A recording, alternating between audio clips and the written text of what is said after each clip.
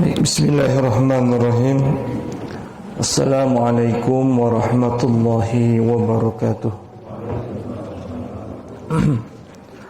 Alhamdulillahilladzi asbahna ala fitratil Islam wa kalimatil ikhlas wa ala dini nabiyyina Muhammadin sallallahu alaihi wasallam wa ala millati abina Ibrahim hanifa wa ma kana minal musyrikin.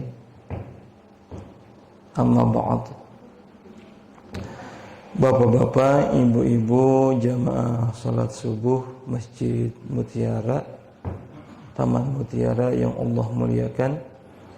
Alhamdulillah, Allah masih memperkenankan kita semua untuk bisa sama-sama mengawali hari kita dengan taqarrub, mengawali hari-hari kita dengan beribadah kepada Allah. Setelah kita melaksanakan salat subuh berjamaah, kita hadir sama-sama mendengarkan nasihat-nasihat yang disampaikan oleh Allah dan Rasulullah SAW. Mudah-mudahan itu semua bisa menjadi sebab Allah turunkan hidayah kepada kita. Amin. Sebagaimana firman-Nya di dalam Al-Quran, surah Az-Zumar, ayat yang ke-18. Allah katakan, alladzina yastami'una al-qawl fayattabi'una ahsanahu ulaika alladzina hadahumullah. Orang-orang yang senantiasa mendengarkan perkataan-perkataan yang baik, mendengarkan nasihat, apalagi yang disampaikan adalah perkataan Allah, yang disampaikan adalah perkataan Rasulullah sallallahu alaihi wasallam. Lalu Allah janjikan di dalam ayat ini, ulaika alladzina hadahumullah. Mereka itulah yang akan mendapatkan hidayah dari Allah Subhanahu wa taala. Yang mudah-mudahan Allah senantiasa menjaga hidayah ini sampai kemudian nanti malakul maut mencabut setiap nyawa yang ada pada diri kita dalam keadaan innalladzina qalu rabbunallah tsumma istaqamu, dalam keadaan istiqamah dengan hidayah ini. Amin ya rabbal alamin. Ya. Bapak Ibu hadirin sekalian, pada kesempatan subuh kali ini saya ingin mengutip hadis Nabi sallallahu alaihi wasallam. Hadis ini diriwayatkan oleh salah seorang sahabat Rasulullah yang bernama Abu Dzar Al-Ghifari. Ya. Pernah dengar Pak, Bu, Abu Dzar Al-Ghifari? Pernah ya? Ya. Kalau Abu Dzar Al-Ghifari ini nama asli atau nama kunyah sahabat Nabi? Nah, itu bukan nama asli. Nama asli Abu Dzar siapa? Jundub bin Junadata radhiyallahu an. Ya. Tetapi Jundub bin Junadah ini dikenalnya adalah Abu Dzar Al-Ghifari. Menurut para ulama, Abu Dzar Al-Ghifari ini sahabat yang kelima yang masuk Islam. Sahabat yang nomor 5 yang masuk Islam, berarti as-sabiqunal awwalun, ya. Bapak Ibu sekalian, Abu Dzar Al-Ghifari menyebutkan qala, ya, annan nasa min nabi sallallahu alaihi wasallam qalu lin nabi. Ada sebagian daripada sahabat Nabi sallallahu alaihi wasallam yang datang menemui Rasulullah. Lalu sahabat ini mengatakan kepada Nabi sallallahu alaihi wasallam. Apa yang disampaikan oleh sahabat ini kepada Nabi, ya. Para ulama menyebutkan sebagian sahabat yang datang kepada Rasulullah ini adalah minal muhajirin, sebagian daripada kalangan muhajirin yang ketika hijrah dari Mekah ke Madinah. Kita kenal Bapak Ibu sekalian, dulu ketika di Mekahnya sahabat ini punya banyak harta, punya banyak aset. Tetapi ketika dia hijrah ke Madinah, maka tidak ada sedikit pun harta yang dibawa. Ya. Maka sahabat ini yang datang kepada Nabi disebutnya sahabat min ashabil fakir. Sebagian sahabat Nabi dari kalangan fakir. Dari kalangan fakir.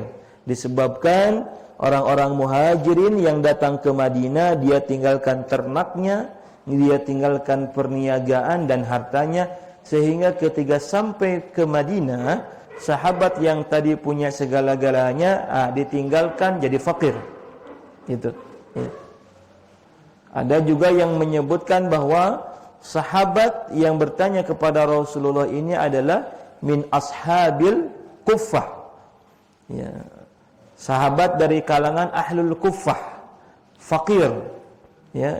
Yang dia tidak punya tempat tinggal, tidak punya rumah, dan Nabi sallallahu alaihi wasallam menyediakan tempat itu buat sebagian sahabat tadi.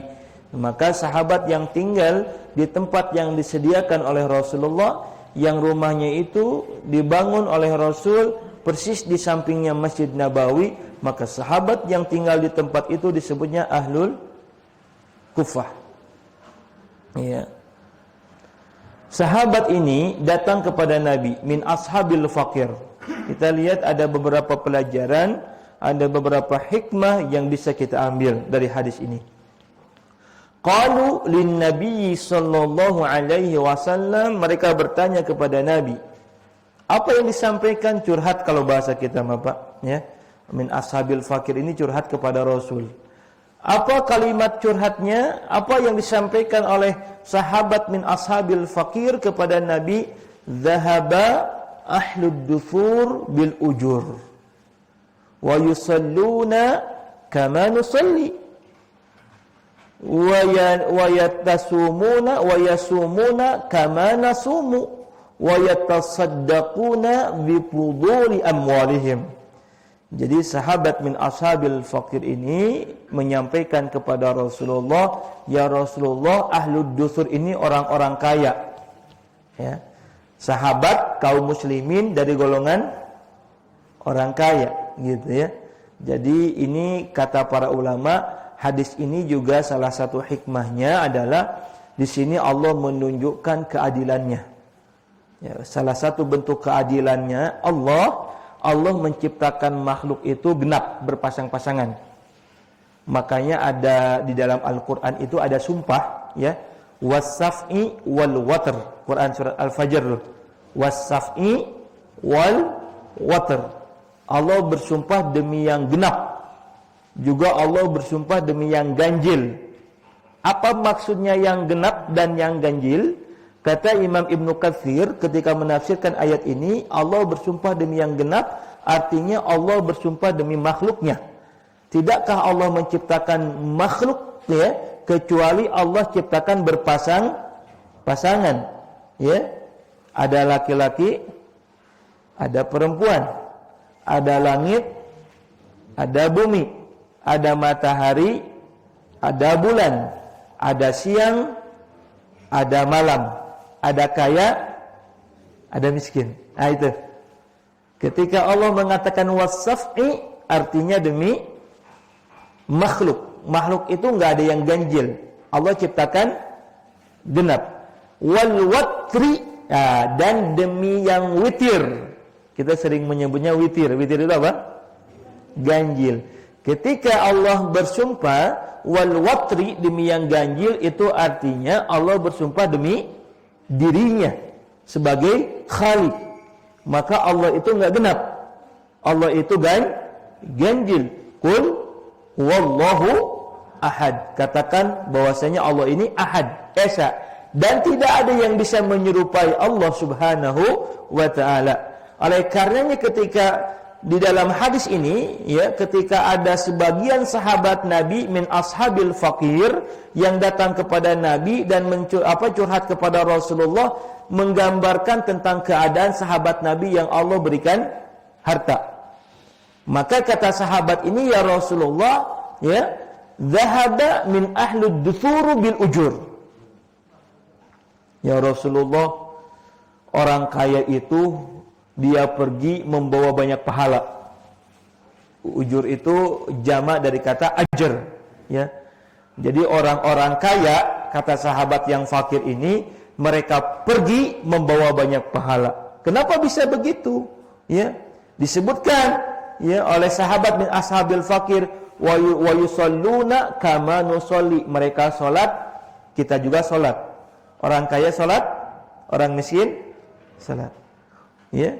Wa yasumuna kama nasumu. Mereka saum, kita juga saum. Tapi lihat, wa yasaddaquna bifuduli amwalihim. Mereka bersedekah dengan harta-harta mereka, sementara kita nggak bisa sedekah. Jadi kalau lihat hadis ini 1-0, yang dapat siapa? Ya, ahlu duthur, sahabat dari kalangan yang Allah berikan kekayaan. Ya.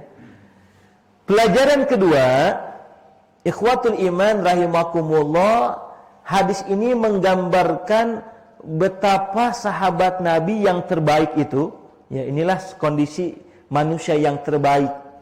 Yang kata Nabi disebutkan, manusia yang terbaik itu qarni, pada masaku, tsummal ladzina yalunahum, tsummal ladzina yalunahum. Baru setelah Nabi, yaitu generasi sahabat, lalu kemudian generasi tabi'in ataupun salafus soleh, ini generasi yang terbaik. Yang mana Bapak Ibu sekalian di dalam hadis ini menggambarkan di antara para sahabat ini mereka punya semangat berlomba-lomba dalam melakukan kebaikan. Fastabiqul khairat. Enggak pernah merasa cukup dengan amal, ya. Jadi kalau makan Bapak Ibu sekalian ada masa apa? Ada nggak boleh berlebihan kalau makan, ya. Maka israf, berlebihan dalam makan itu termasuk yang dibenci oleh Allah Subhanahu wa taala. Maka secukupnya.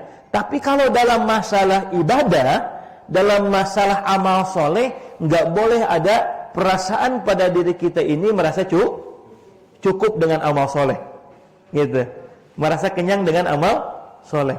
Oleh karenanya dalam kalimat yang senantiasa kita ungkapkan, inna sholati wa nusuki wa mahyaya wa mamati lillahi rabbil alamin. Sesungguhnya salatku, hidupku, matiku hanya untuk Allah, untuk ibadah. Kulul waktu al-ibadah. Setiap waktu itu adalah ibadah. Nih, sahabat yang curhat tadi kepada Rasulullah itu, dia menggambarkan satu keadaan, ya, apa ya? Kalau bahasa kita ini bukan hasad sebetulnya, ya. Walaupun dalam hadis Nabi itu ada hasad yang dibolehkan, Pak. Ya. La hasada illa itsnaini. Tidak ada hasad kecuali dalam 2 hal. Ya. Apa hasad yang dibolehkan? Kata Nabi sallallahu alaihi wasallam, rajulun atahul Qur'an. Seseorang yang Allah berikan Al-Quran. Dalam hadis yang lain disebutkan rajulun atahul ilmu. Orang yang Allah berikan Al-Quran, orang yang Allah berikan ilmu, yang dengannya dia mengamalkan terus, membacanya, mempelajari terus. Siapa yang hasad kepada yang seperti itu termasuk yang dibolehkan. Yang kedua, rajulun atahu malan wa yunfiquhu fi athna'il laili wan nahar. Orang yang Allah berikan harta, yang dengan hartanya dia gunakan untuk bersedekah, siang, pagi, malam harinya untuk sedekah. Maka siapa yang hasad kepada orang yang seperti itu tidak dikatakan hasad yang buruk. Nah, inilah gambaran sahabat Nabi Shallallahu Alaihi Wasallam. Mereka datang kepada Nabi mengeluhkan tentang satu keadaan, dia tidak bisa beramal sebagaimana yang dilakukan oleh orang-orang kaya. Dhahaba ahlud duthur bil ujur. Orang kaya memborong pahala. Kita sholat, orang kaya sholat. Kita saum, orang kaya saum. Tetapi kata sahabat min ashabil fakir, kita tidak bisa bersedekah dengan harta karena nggak punya harta. Wa yatasaddaquna bi fuduli amwalihim. Sementara mereka bisa bersedekah dengan hartanya. Dalam hadis riwayat Imam Bukhari dan Muslim disebutkan, ya hampir redaksinya sama. Jadi sahabat min ashabil fakir ini datang kepada Rasul mengeluhkan tentang satu keadaan begitu, lalu kemudian Nabi menghiburnya. Kata Nabi, kamu juga bisa sedekah, ya. Dan sedekah yang kamu lakukan bisa melebihi sedekahnya orang-orang kaya. Ini menghiburnya Rasul kepada para sahabat yang mengeluh tadi. Lalu sahabat yang mengeluh tadi dengan bergembiranya, ya Rasulullah, apa sedekah apa yang bisa mengalahkan mereka? Maka kata Nabi sallallahu alaihi wasallam, ini hadis riwayat Imam Bukhari Muslim, setiap kalian melaksanakan salat fardu, maka bertasbihlah kepada Allah 33 kali, alhamdulillah 33 kali, Allahu Akbar 33 kali. Siapa yang dengan berzikir itu, maka itu diumpamakan oleh Rasulullah seperti hanya sedekah yang mengalahkan sedekahnya orang-orang kaya. Oh, semangat tuh, Pak. Min ashabil fakir ini. Lalu setiap dia datang ke masjid, lalu sholat. Setelah selesai sholat, maka di antara mereka tidak meninggalkan selain zikir tadi, subhanallah yang rutin, dia kemudian melengkapinya setelah berdoa dengan kalimat subhanallah, subhanallah, subhanallah, alhamdulillah, alhamdulillah, Allahu Akbar 33 kali. Lalu sahabat yang kaya itu melihat di sampingnya itu mereka mengamalkan begitu, ya. Mengamalkan itu, lalu bertanya, apa yang engkau zikirkan, apa yang engkau baca? Maka sahabat min ashabil fakir ini menjawab, tidakkah aku membaca subhanallah 33 kali, alhamdulillah 33 kali, Allahu Akbar 33 kali, kecuali itu disampaikan oleh Rasulullah, siapa yang membacanya, maka yang membacanya seperti hanya sedekah yang mengalahkan sedekahnya orang-orang kaya. Maka sahabat dari kalangan kaya ini, orang yang diberikan oleh Allah kelebihan harta ini, mereka dapat informasi begitu, akhirnya kemudian orang kaya itu pun membaca hal yang sama. Subhanallah, alhamdulillah, Allahu Akbar. Lalu kelihatan sama sahabat min ashabil fakir ini, ya, akhirnya ngeluh lagi kepada Nabi. Ngeluh lagi, ya Rasulullah, ya, kita salat, mereka salat. Kita saum, mereka saum. Ya Rasul, kita zikir subhanallah, alhamdulillah, Allahu Akbar 33 kali, mereka pun ikutan, ya Rasul. Gimana tuh? Gitu. Maka kata Nabi membacakan satu kalimat di dalam Al-Qur'an, dzalika fadlullahi yu'tihi may yasha. Sesungguhnya itulah karunia yang Allah berikan kepada hamba-hambanya yang Allah kehendaki. Jadi pelajarannya, Bapak, Ibu, hadirin rahimakumullah, lihat ya, sahabat Nabi yang tidak sahabat Nabi yang tidak punya kelebihan harta sampai cemburu kepada sahabat Nabi yang Allah lebihkan harta. Maka lihat pesan Nabi sallallahu alaihi wasallam, siapa orang yang Allah lapangkan hartanya, orang yang Allah lebihkan hartanya, maka lihat kata Nabi mengutip ayat Al-Qur'an, dzalika fadlullahi yu'tihi may yasha. Itu semua adalah karunia dari Allah. Gitu ya. Karunia dari Allah Subhanahu wa taala. Karena ini karunia dari Allah, maka kita gunakan seperti hanya Allah, ya, yang memberikannya, sehingga Allah ridha. Gitu, ya. Nah, ini bukti syukur itu begitu, Pak, ya. Jadi kata para ulama, syarat syukur itu ada 3, Pak. 3 syarat syukur. Ya. 1, ya, kita melafazkan, ya, kita mengucapkan bukti syukur ini dengan baca hamdalah. Jadi kalau bapak-bapak kita, Pak, Bu, ya, dikasih oleh tetangga oleh-oleh misalnya, ya, Ibu, ini saya baru pulang dari satu tempat, maka satu pertama yang kita ucapkan adalah kalimat, ya, hatur nuhun, kan begitu ya. Kalau kita dikasih oleh-oleh tanpa ada bahasa, tanpa ada kalimat yang kita ungkapkan, berarti apa coba? Seneng nggak kira-kira yang ngasih? Nggak seneng. Ibu, bapak, ini oleh-oleh gitu kan. Kita nggak ada kalimat yang kita sampaikan, maka Allah mengajarkan kalimat hamdalah. Cukup nggak di sana, Pak, Bu? Nggak cukup. Ya, Bapak Ibu sekalian, bukti syukur kita ini, ibu bapak, kita menggunakannya sesuai dengan yang Allah kehendaki, ya. Makanya Bapak Ibu lihat, ini pelajaran hadis yang kedua ya, bahwa Allah Subhanahu wa taala sesuai dengan yang Allah kehendaki, kadang Allah lebihkan harta kepada seseorang.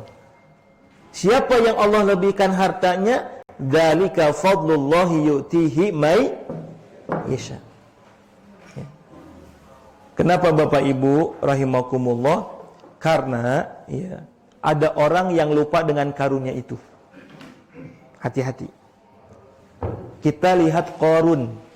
Kalau kita lihat Qarun, ternyata Qarun itu, Bapak Ibu sekalian, beliau adalah pengikut Nabi Musa alaihissalam, orang saleh, bahkan faham tentang Taurat. Paham tentang Taurat.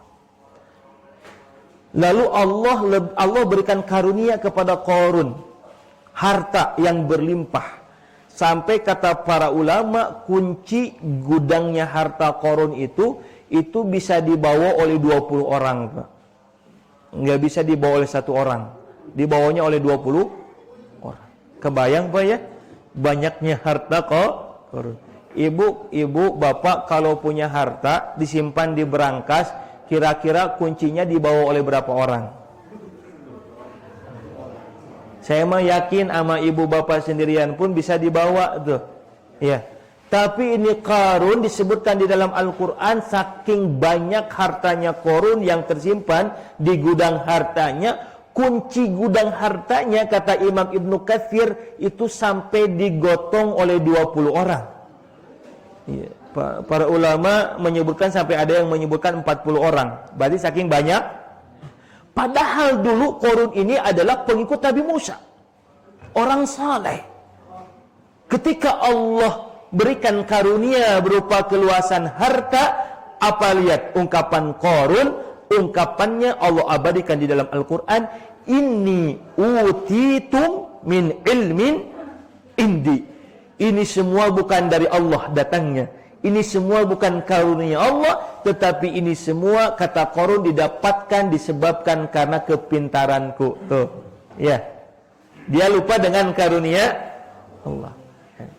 Ini pelajaran siapa Bapak Ibu yang Allah berikan kelapangan harta, mudah-mudahan kita termasuk salah satu di antaranya. Ingat Ibu Bapak, dzalika fadlullahi yu'tihi may yasha. Semangat yang kedua, ikhwatul iman rahimakumullah, dari hadis yang tadi ya, kita bisa mengambil hikmah. Ternyata di antara min ashab ahli dutur, sahabat Nabi dari kalangan orang-orang kaya itu punya semangat apa, Pak? Semangat untuk memberikan sebagian hartanya di jalan Allah. Maka Bapak Ibu sekalian, kayaknya sulit kita menemukan sifat yang melekat pada umat Islam sekarang ini, yang padahal sahabat-sahabat Nabi mencontohkan dengan hal-hal yang luar biasa. Berlomba-lomba Pak, Bu, dalam kebaikan itu, termasuk dalam infak. Ketika Allah sebutkan kalimat ya ayyuhalladzina amanu anfiqu fi sabilillah, maka di kalangan para sahabat meresponnya begitu luar biasa. Ketika ada kalimat anfiqu fi sabilillah, maka di antara sahabat Rasulullah SAW yang Allah lebihkan harta, nggak mikir-mikir lagi untuk berinfak. Kita mengenal dalam perang, salah satu pertempuran ya, yang mana saat itu ada sahabat Nabi Umar bin Khattab radhiyallahu an dengan Abu Bakar Siddiq. Abu Bakar Siddiq radhiyallahu an ini ya, unggul terus dalam masalah pahala, dalam masalah ibadah. Apapun ibadahnya, Abu Bakar Siddiq ini termasuk yang paling unggul. Ketika ada perintah anfiqu fisabilillah, maka Umar bin Khattab saat itu mengira, saya akan kalahkan nih infaknya Abu Bakar sekarang ini. Apa yang dilakukan oleh Umar bin Khattab? Dia berinfak setengah hartanya, Bu, Pak. Setengah harta. Susah Pak kita menemukan. Kalau ada orang punya aset 2 miliar, berarti setengahnya apa? 1 M, berinfak. Susah. Abu Bakar Siddiq datang, infaknya seluruh hartanya, coba bayangkan. Itulah kebiasaan orang-orang soleh. Maka kata Nabi dalam hadisnya, tidak akan tercampur ya sifat asyuh ya wal iman fi qalbil mu'min. Tidak akan pernah tercampur sifat pelit dan keimanan pada hati seseorang mukmin. Jadi apa maksudnya Bapak Ibu sekalian? Orang yang dikatakan beriman itu dia tidak akan punya sifat kikir, dia tidak akan punya sifat pelit. Wa may yuqa syuha nafsuhu. Ya, mereka tidak akan ada sifat pelit di dalam dirinya.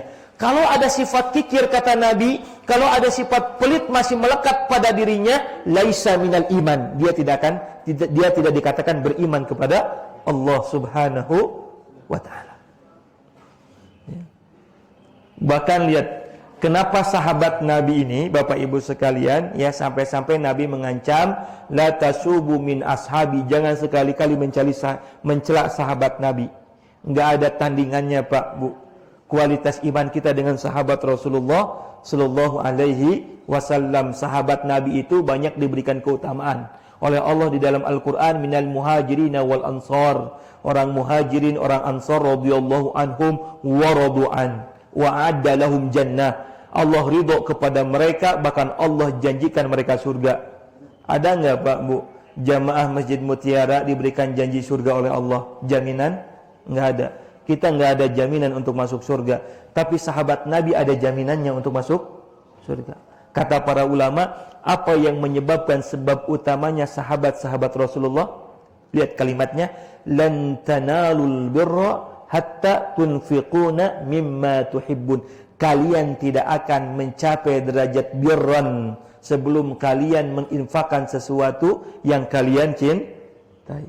Ini sahabat Rasulullah itu, dia berinfak bukan ala kadarnya, tapi berinfak dengan sesuatu yang dicintainya. Umar bin Khattab setengah hartanya dia keluarkan, Abu Bakar Siddiq seluruh hartanya. Begitu juga sahabat-sahabat Rasul yang lainnya, sehingga Allah abadikan lan tanalul birra hatta tunfiquna mimma tuhibbun. Masya Allah. Pada masa Khalifah Umar bin Khattab radhiyallahu an, ada salah seorang sahabat Nabi namanya Sa'id bin Amir. Beliau salah seorang gubernur wilayah Hims. Mungkin masih berada di wilayah Syam lah, masih sekitaran Syam. Suatu saat Umar bin Khattab radhiyallahu an datang ke wilayah Hims ingin melihat warganya. Biasanya kalau Umar bin Khattab datang ke satu wilayah, maka Umar bin Khattab menyuruh sahabatnya untuk mendata para mustahik. Mendata para mustahik yang menerima zakat, infak, sedekah. Ya.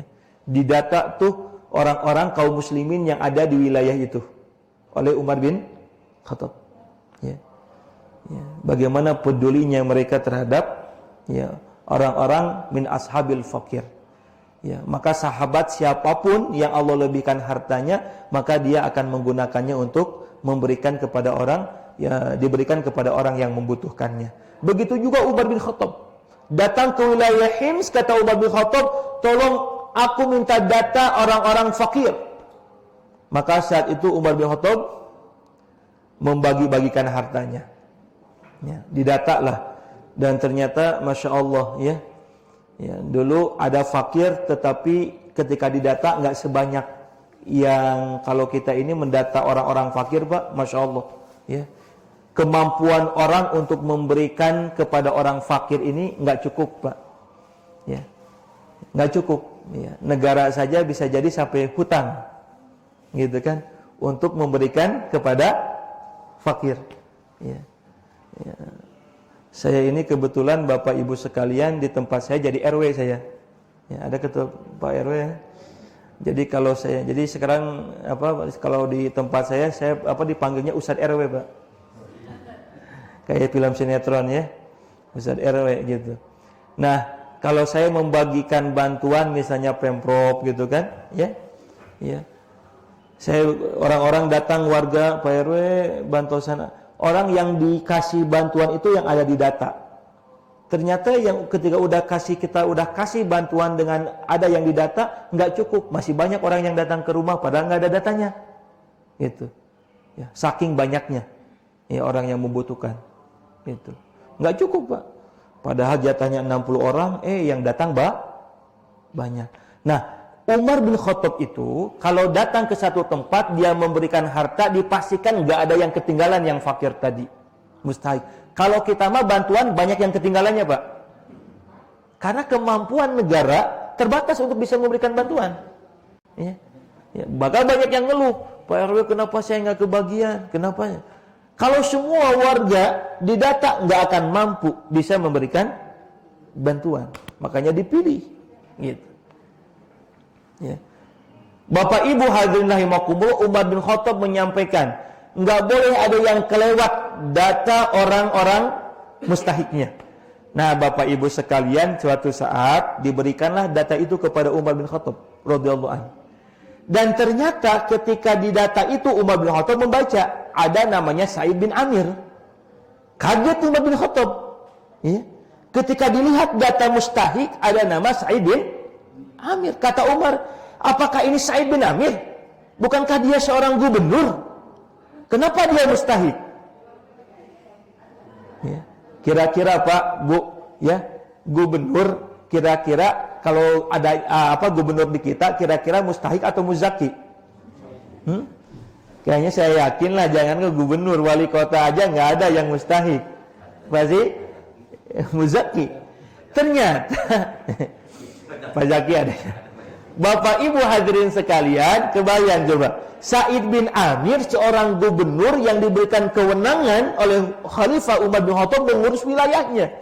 Jadi jangan dikira Pak gubernur dulu ini nggak punya apa-apa, masya Allah, ya, hartanya berlimpah dulu, ya. Makanya Bapak Ibu sekalian, ketika Umar melihat data ada nama Sa'id bin Amir, Umar kaget, ya, bukankah ini gubernur? Kata sahabat yang mendata, ya Khalifah, betul, Sa'id bin Amir yang ada di data itu seorang gubernur. Kata Umar bin Khattab, kok bisa dia jadi mustahik? Padahal dia diberikan kewenangan untuk ngurus harta. Apa jawabannya? Wahai Khalifah, betul Sa'id bin Amir ini seorang gubernur. Ngurus warga, ngurus wilayah, dia dapat gaji lah. Tetapi yang dilakukan oleh Sa'id bin Amir ketika dia menerima gaji itu, dia mengambil hanya sebagian kecilnya untuk memenuhi kebutuhan keluarganya, sisanya dia berikan lagi kepada warganya. Masya Allah. Kalau kita kan nggak begitu Pak umumnya. Para pejabat ini nggak merasa cukup dengan apa yang dia miliki. Makanya nafsunya besar Pak. Ya, yang korupsi itu saya yakin Pak bukan orang fakir. Yang korupsi itu bukan orang miskin. Orang yang Allah cukupkan hartanya, tetapi apa tadi? Nggak merasa cukup. Lihat Sa'id bin Amir, seorang sahabat Nabi Shallallahu Alaihi Wasallam. Dia ambil sebagian kecilnya, sisanya dikembalikan lagi. Dia kasih orang-orang mustahik, orang-orang fakir, diberikan oleh Sa'id bin Amir. Allahu Akbar. Inilah semangat yang ada pada generasi-generasi yang terbaik pada masa itu, Bapak Ibu sekalian. Padahal kata Nabi Shallallahu Alaihi Wasallam, yang paling berat itu nanti dihisab oleh Allah di hari kiamat itu adalah masalah harta. La tazulu qadam 'abdin yaumal qiyamati hatta yus'alu an arba. Tidakkah setiap anak Adam nanti di hari kiamat kecuali dia akan tanya oleh Allah dengan beberapa hal. Ditanya umur, dihabiskan untuk apa? An umrihi fima afnahu, an jismihi fima ablahu, an ilmihi ma fa'ala bihi. Tetapi ketika ditanya tentang harta, an malihi min aina iktasabahu wa fima anfaqahu. Kalau harta itu ditanya nanti oleh Allah, bukan dihabiskan saja untuk kemana saja, tetapi Allah tanya tentang harta yang ada pada diri kita, ya, didapatkan dari mana, digunakan untuk apa saja, ya. Maka kata Rasulullah di dalam hadisnya, yang paling berat hisabnya itu siapa? Yang paling banyak hartanya. Yang paling ringan hisabnya siapa? Yang sedikit hartanya. Atau gitu mau Ustaz, mending jadi jelema miskin. Enggak begitu. Tapi tadi dzalika fadlullahi yutihi may yasha. dengan harta ya yang Allah berikan, kelapangan harta, dengan itu orang bisa beramal. Shadaqatun jariyah. Iya kan? Ya. Ya. Makanya mudah-mudahan yang paling penting itu kita jangan sampai terbuai dengan harta kita, tetapi jadikan ini adalah karunia dari Allah, kita gunakan untuk ibadah. Ini pelajaran dari hadis ini. Kenapa? Karena di antara sahabat pun cemburu dengan orang kaya. Karena orang kaya bisa wa yatasaddaquna bi fuduli amwalihim. Mereka bisa bersedekah dengan harta yang Allah berikan. Sementara orang miskin enggak bisa sedekah. Maka kata Nabi, ya itu. Kalau bahasa kita mah, ya udah Allah sudah karuniakan kepada mereka. Tetapi kata Nabi, sesungguhnya Allah pun berikan kesempatan. Ini hadisnya, Allah berikan kesempatan kepada kalian untuk bisa bersedekah. Ini kata Nabi, Allah berikan kesempatan kepada kalian untuk bisa bersedekah. Kepada siapa? Min ashabil fakir. Enggak dikasih harta, tapi kata Nabi, Allah kasih kesempatan untuk kalian bisa bersedekah. Lalu sahabat ini mengatakan, apa sedekahnya? Ya, wa kulli tasbihatin shadaqah, wa kulli tahmidatin shadaqah, wa kulli takbiratin shadaqah, wa kulli tahlilatin sedekah.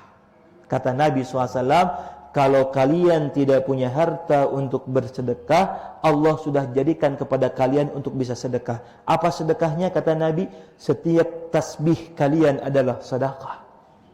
Setiap kalimat takbir kalian sedekah, setiap kalimat tahmid kalian sedekah, setiap kalimat tahlil kalian adalah sedekah. Pelajaran yang selanjutnya, Bapak Ibu hadirin sekalian, ya, ternyata kata Nabi sallallahu alaihi wasallam, ada yang kita bisa sedekahkan dan mudah ringan kita sedekahkan. Enggak mesti punya harta, tinggal kita melakukannya. Apa sedekahnya itu? Zikir kepada Allah. Subhanallah, alhamdulillah, Allahu akbar, la ilaha illallah. Dan Bapak Ibu sekalian, jangan menyepelekan sedekah lewat zikir lisan kita. Makanya kata Rasulullah, khafifatani kalimatani habibatani ilar rahman wa thaqilatani fil mizan. Ada dua kalimat ringan diucapkan dalam lisan, tetapi dicintai oleh Allah, ya, bahkan berat dalam timbangan. Apa dua kalimat itu? Subhanallah wa bihamdihi subhanallahil azim. Jadi jangan sepelekan zikir kita kepada Allah. Zikir lewat lisan. Kan ada yang mengatakan cukup zikir itu dengan hati. Bisa zikir dengan hati? Bisa mengingat Allah. Tetapi hadis ini menunjukkan pentingnya zikir dengan lisan. Subhanallah walhamdulillah wala ilaha illallah wallahu akbar. Ada yang mengatakan, Ustaz, lebih afdal yang mana? Zikir dengan hati dengan zikir lisan? Lebih afdal zikir, ya, hadirkan hati dan kemudian ucapkan dalam lisan. Kan ada yang zikir ini enggak dari lisan. Iya kan? Hati ingat sama Allah, tetapi lisan tidak terucap. Ya. Zikir yang utama itu hadirkan hati lalu lafazkan dengan lisan. Maka ketika dimaknai apa itu iman? Kata Nabi SAW, iman tasdikun fi qalbi biqauli fil lisan. Ucapkan dalam lisan. Ini yang menyebabkan Rasulullah sedih. Kata para ulama, ketika Nabi SAW keluar dari kamar mandi, padahal Nabi tidak dalam keadaan berbuat dosa. Ibu, bapak kalau di toilet, kita sedang tidak berbuat dosa. Iya kan? Kita mandi, ibadah loh, Bu. Ya, bersih itu, membersihkan diri itu ibadah. Buang hajat, sedang tidak berbuat dosa. Ya. Tetapi kenapa Nabi SAW ketika keluar dari kamar mandi, doa yang dibaca oleh Nabi, gupronaka. Iya kan?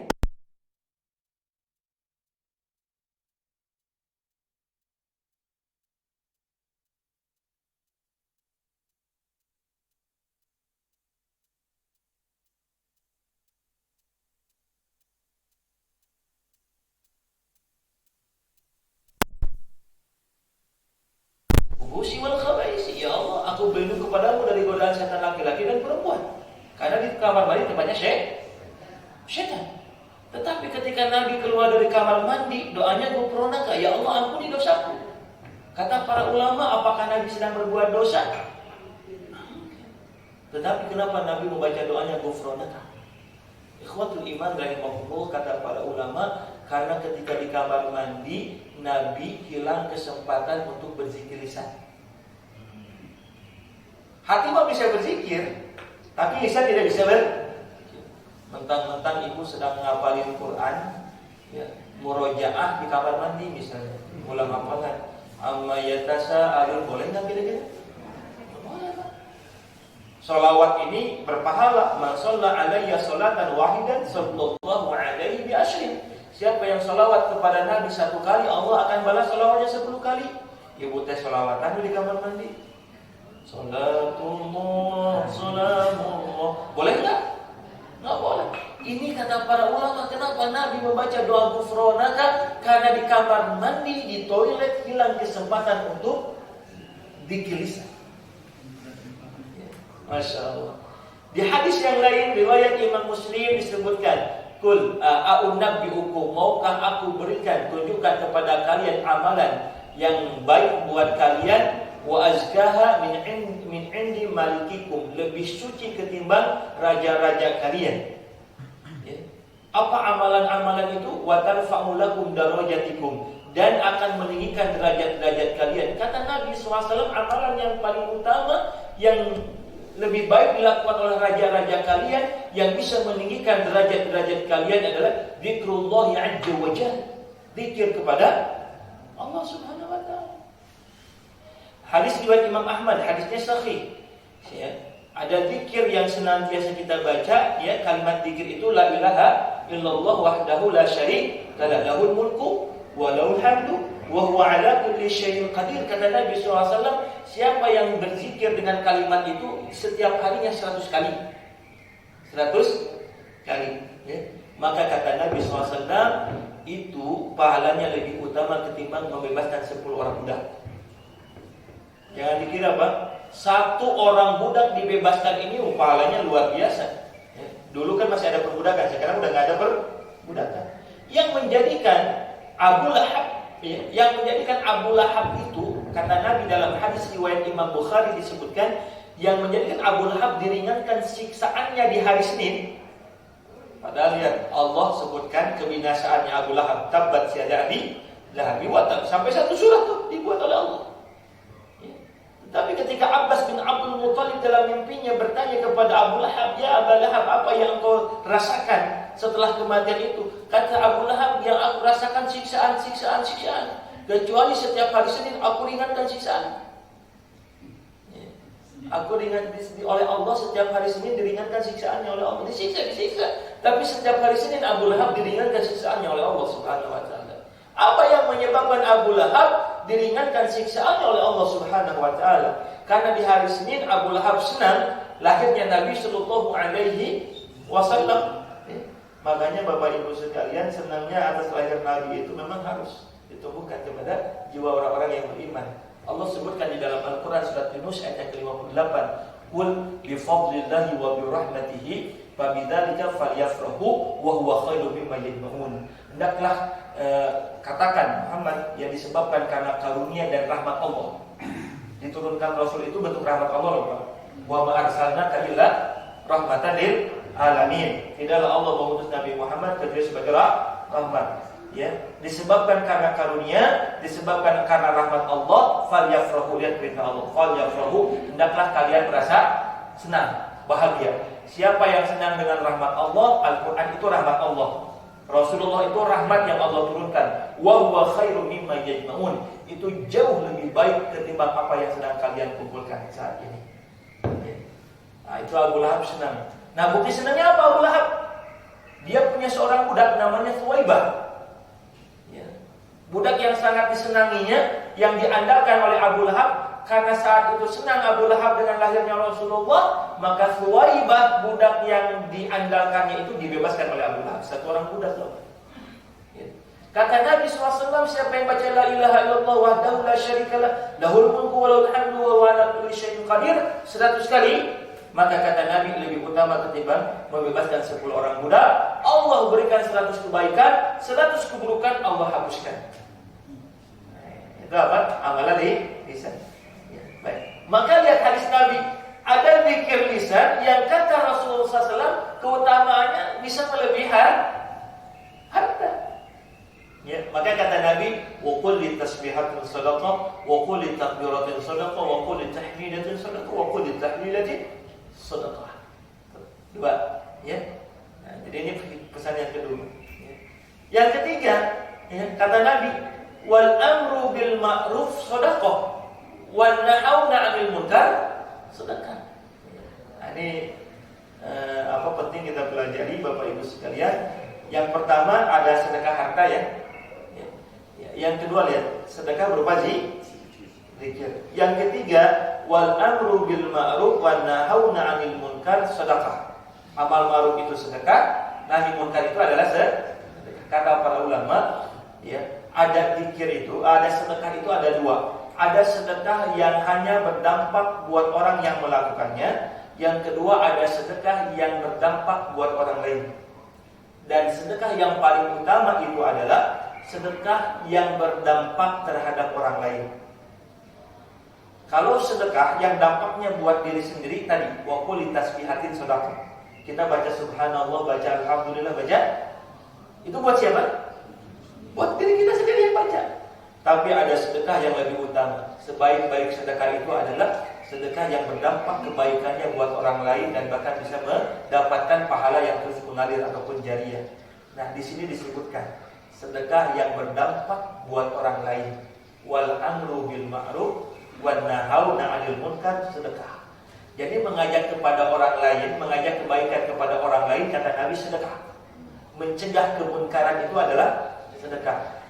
Sedekah ini berdampak buat orang lain, Pak. Ada orang yang tidak mengenal Islam, yang jauh daripada ibadah, lalu kita ajak orang itu untuk bisa beribadah, ajak orang itu untuk mengenal Allah. Orang itu kemudian ruku sujud, maka ruku sujudnya orang itu pahalanya akan mengalir kepada kita. Itu sedekah yang paling utama. Maka lihat Bapak Ibu sekalian, ketika Allah menggambarkan kondisi umat yang terbaik di dalam Al-Quran surat Al-Imran, kuntum khaira ummatin, kalian itu adalah umat yang terbaik. Apa parameter umat yang terbaik? Ukhrijat linnasi ta'muruna bil ma'ruf wa tanhauna 'anil munkar. Allah enggak katakan begini, kalian itu adalah umat yang terbaik. Kenapa? Karena setiap malamnya qiyamul lail, enggak. Ya. Setiap siangnya kalian sahur terus, enggak. Tetapi parameter yang Allah abadikan di dalam Al-Quran, umat yang terbaik itu siapa? Mereka yang senantiasa melakukan amal ma'ruf nahi munkar. Sedekah yang terbaik. Ya.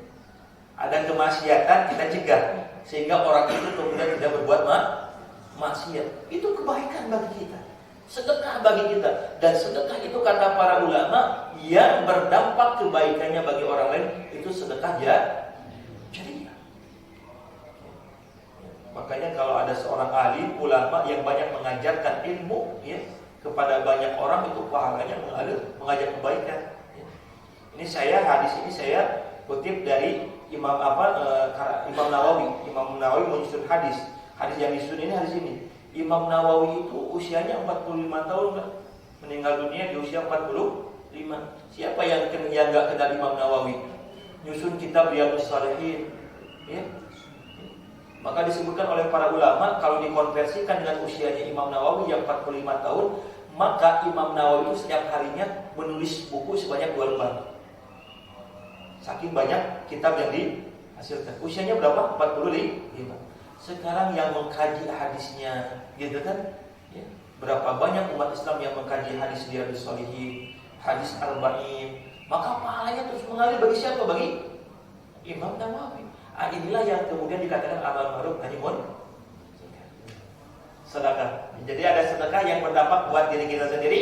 Subhanallah, alhamdulillah, Allahu akbar. Ada sedekah yang berdampak buat orang lain. Dan sebaik-baik sedekah ini kata Nabi, ya, kata Nabi SAW, ketika berdampak buat orang lain. Harta insya Allah bisa berdampak bagi orang lain. Tetapi amal ma'ruf nahi munkar itu bagian daripada sedekah. Ya. Makanya Bapak Ibu sekalian, kalimat amal ma'ruf nahi munkar itu ketika Allah sebutkan ciri orang yang beriman, disebutnya itu di akhir. Paling susah masalahnya. Misalnya saya katakan Quran surat ketika Allah menjelaskan tentang sifat orang yang beriman dalam Quran surat At-Taubah ayat yang ke-112. Siapa orang yang beriman? At-Taibun, mereka yang tobat, itu disimpan di awal. Al-Abidun, mereka yang suka ibadah. As-Sa'ihun, mereka yang suka saum. Ar-Raki'un, orang yang suka ruku. As-Sajidun, orang yang suka sujud. Tetapi ketika kalimat Al-Amru bil Ma'ruf wan Nahauna 'anil Munkar diterakhirkan. Apa kata para ulama? Ya, orang yang tobat semuanya bisa. Orang ibadah semuanya bisa. Orang saum semuanya bisa. Ruku, sujud semuanya bisa. Tapi orang yang amal ma'ruf nahi munkar tidak semua orang bisa. Ya. Atau ada orang yang amal ma'rufnya saja, nahi munkarnya belum tentu bisa. Makanya Bapak Ibu sekalian, kalau ada seseorang yang melakukan amal ma'ruf nahi munkar, saya yakin pasti orang itu akan banyak musuhnya. Resikonya banyak. Kalau orang amal ma'ruf nahi munkar, beda dengan amal ma'ruf saja. Amal ma'rufnya gampang, tapi kalau sudah melekat dua sifat ini, amal ma'ruf nahi munkar pada diri seseorang, saya yakin musuhnya pasti banyak. Kenapa? Karena banyak kepentingan orang yang terganggu. Macam-macam lah kalimatnya, ya. Buat kondisi enggak tenang, enggak. Rasulullah pun sama. Rasul amal ma'ruf nahi munkar. Ya. Rasul amal ma'ruf nahi munkar. Maka lihat penduduk Mekah mengatakan saat itu, ya, ketika mengatakan kepada Nabi, Nabi ini buat rusuh masyarakatnya. Kenapa? Karena Nabi amal ma'ruf nahi munkar. Dicaci, dimaki, dihina, biasa bagi Nabi SAW. Ya paham ya? Jadi kalau bicara iman itu, dia sholat gampang, dia tobat gampang. Siapa orang bisa tobat, bisa zikir semua orang. Tetapi ketika kalimat wa nahauna 'anil munkar, ini yang menariknya ayat ini Bapak Ibu sekalian, ya lihat kalimatnya. Siapa orang yang beriman? At-Taibun, Al-Abidun, As-Sa'ibun, Ar-Raki'un, As-Sajidun, Al-Amiruna bil Ma'ruf. Ya, itu pakai alif lam semuanya, Pak.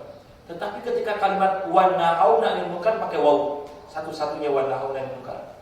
Itu dalam bahasa Arab ada pelajarannya, Pak. Ya. Orang yang beriman at-taibun, al-abidun, kan kalimat bahasa Arab itu biasanya digandengkan satu kalimat dengan kalimat yang lain dengan kalimat waw. Siapa orang yang beriman?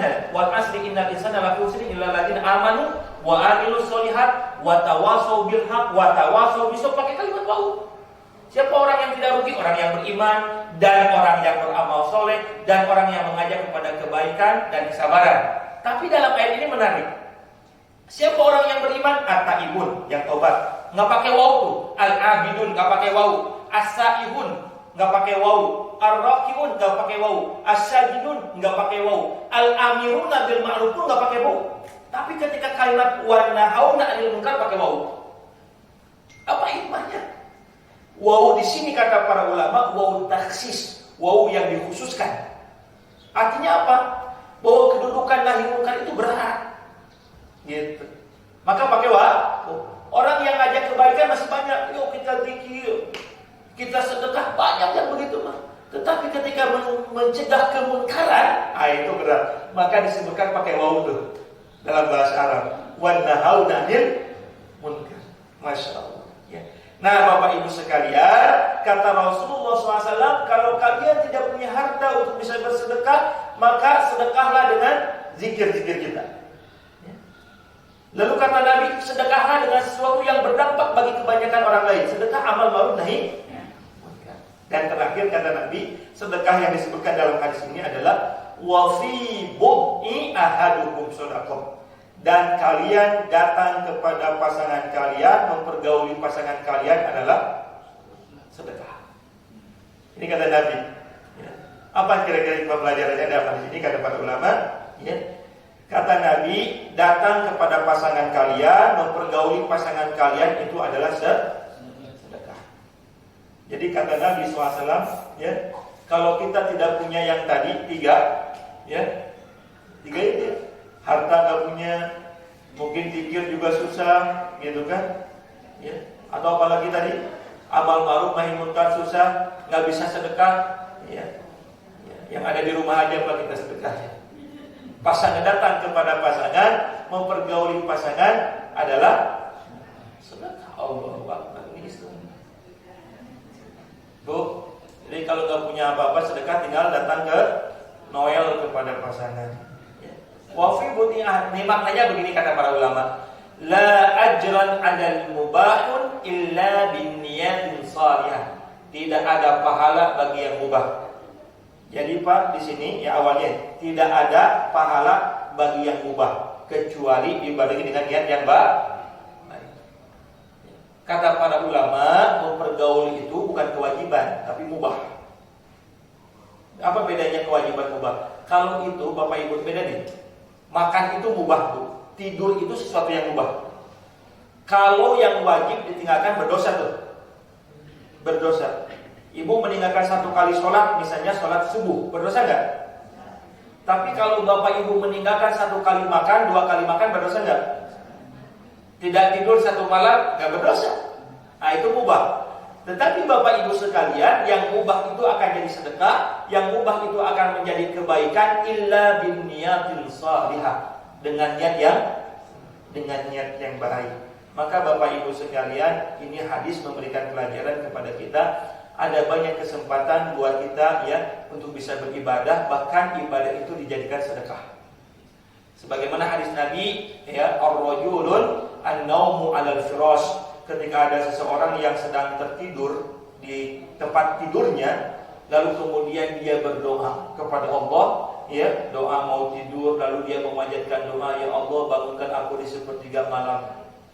Sekalipun orang itu nggak bangun di sepertiga malam karena kelelahan tidurnya, kecapean siang hari dari aktivitasnya, maka dia bangun jam 4:30 atau jam 4 pas sholat subuhnya, maka kata Nabi orang itu mendapatkan 2 pahala.